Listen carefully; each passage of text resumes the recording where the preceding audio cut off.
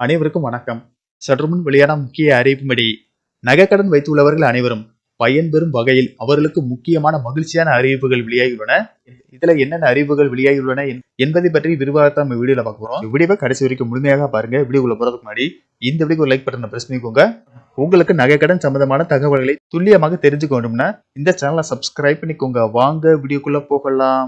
வங்கியில் தனிநபர் கடன், தொழில் கடன், கல்வி கடன், சொத்து மீதான அடமான கடன், வாகன கடன், தங்க நகை கடன் மற்றும் பல்வேறு பெயர்களில் கடன் வழங்கப்பட்டு வருகின்றன. இதில் அவசர தேவைக்கு மிகச் சிறந்தது தங்க நகை கடன் தான். காரணம், தனிநபர் கடன் மற்றும் வாகன கடன் போன்ற சில கடன்களை பெற வேண்டுமானால் அதற்கு சில ஆதாரங்களை சமர்ப்பிக்க வேண்டும். இதனால் கடன் கிடைக்க சற்று தாமதமாகும். ஆனால் தங்க நகை கடன் வாங்குவது மிக எளிது. ஒரு நாளிலேயே கடன் கிடைத்துவிடும். தேசிய அளவிலான வங்கிகள் மட்டுமல்லாது கூட்டுறவு வங்கிகள், கூட்டுறவு சொசைட்டிகளிலும் தங்க நகைக்கு வெகு விரைவாகவும் எளிதாகவும் கடன் வழங்கப்படுகிறது.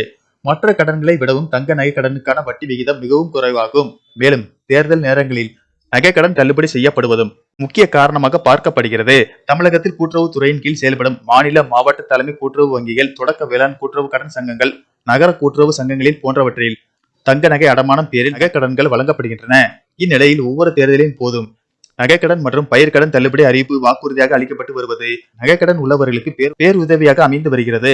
அந்த வகையில் சில மாதங்களில் தேர்தல் வரப்போகிறது. நிச்சயம் இந்த முறை தேர்தலில் தள்ளுபடி அறிவிப்புகள் வரும் என்று தகவல்கள் தெரிவிக்கின்றன.